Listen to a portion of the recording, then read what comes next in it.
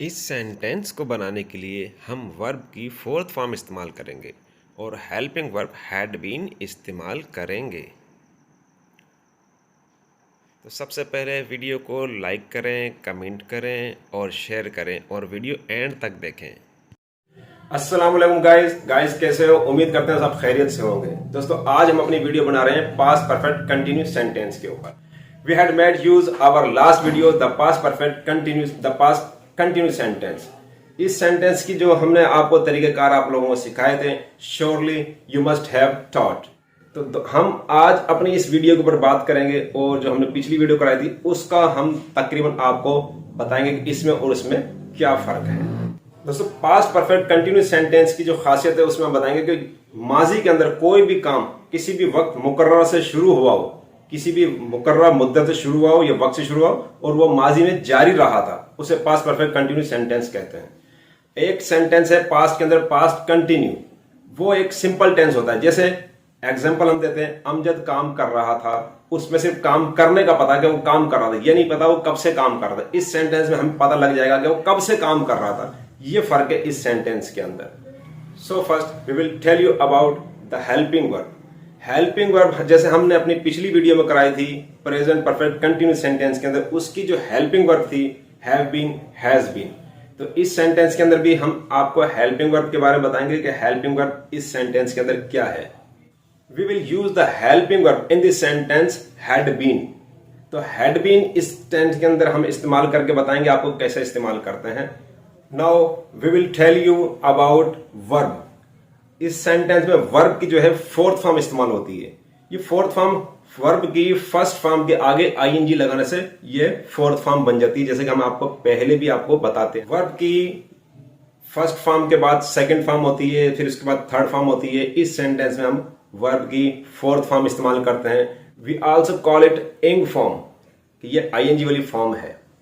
दोस्तों इस सेंटेंस के अंदर हम सिंस फॉर का इस्तेमाल करेंगे, जैसे कि हमने आपको बताया था ये वक्त के लिए इस्तेमाल होता है, मुद्दत के लिए इस्तेमाल होता है। आप अगर समझते हो कि ये पास्ट कंटिन्यूस टेंस के अंदर भी हम सिंस फॉर इस्तेमाल कर देंगे, so this sentence will be completely wrong. तो इस सेंटेंस के अंदर अलग सिर्फ इसी सेंटेंस के अंदर सिंस और फॉर का इस्तेमाल होता है और पास्ट कंटिन्यू में इस्तेमाल नहीं होगा, पास्ट परफेक्ट कंटिन्यू में इस्तेमाल होता है।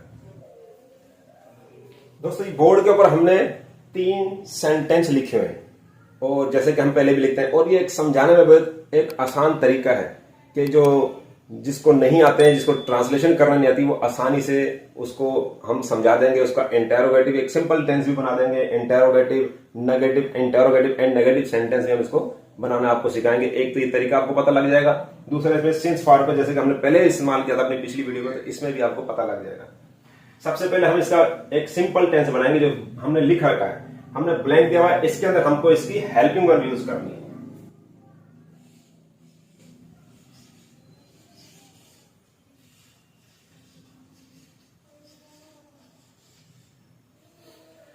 इस सेंटेंस में हेल्पिंग वर्ब है, हेल्पिंग वर्ब है हैड बीन। अब ये हमने एक सिंपल जुमला बना दिया है, we had been driving a car since morning. तो यहां हमको अंदाजा लग गया कि वो गाड़ी तो चला रहा था, लेकिन कब से? सुबह से। पास्ट कंटिन्यू टेंस में वक्त का नहीं पता था, बस गाड़ी चला रहा था। यहां हमको पता लग गया, बस यही फर्क है पास्ट कंटिन्यू टेंस में और पास्ट परफेक्ट कंटिन्यू सेंटेंस के अंदर।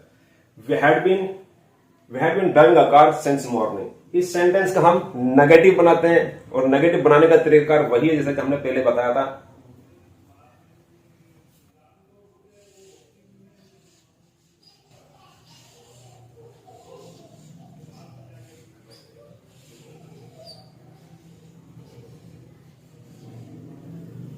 हैड बीन के दरमियान नॉट यूज करेंगे। जब हैड बीन के दरमियान नॉट यूज करेंगे तो आप पढ़ सकते हो उसको आसानी से, I had not been repairing my car for 2 o'clock। तो हमें पता लग गया कि मैं अपनी गाड़ी जो है 2 घंटे से रिपेयरिंग नहीं करता रहा था या नहीं कर रहा था। तो यहां हमें वक्त का पता लग गया, 2 घंटे वक्त का अंदाजा हो गया कि वो सिर्फ 2 घंटे तक काम करता रहा था। तो इसका हमने इंटेरोगेटिव बना दिया कि नहीं करता रहा था। अब हम इसका इंटेरोगेटिव बनाएंगे।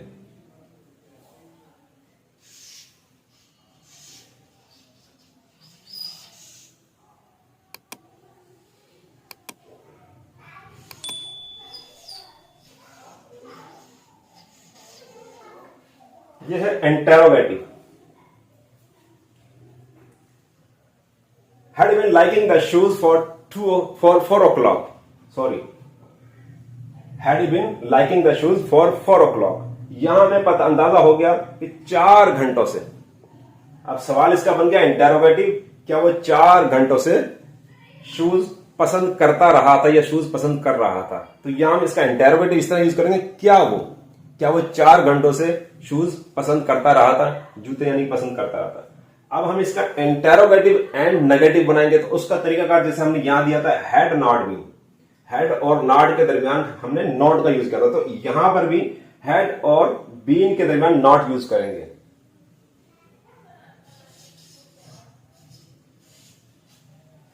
یہ بن گیا انٹروگیٹو اینڈ نیگیٹو.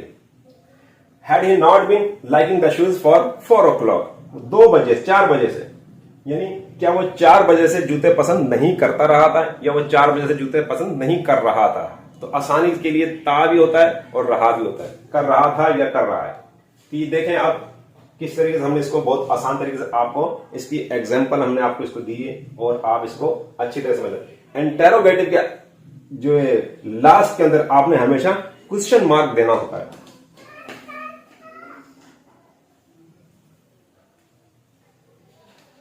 تو یہ ہم نے آپ کو پاسٹ پرفیکٹ کنٹینیوس سینٹینس بنانے کا ہم نے آپ کو اس کو طریقہ دکھایا. اور اس ویڈیو کو جو ہم نے کرائی ہے اور جس کو پسند آئی تو لازمی سبسکرائب کریں اور لائک کریں. شکریہ.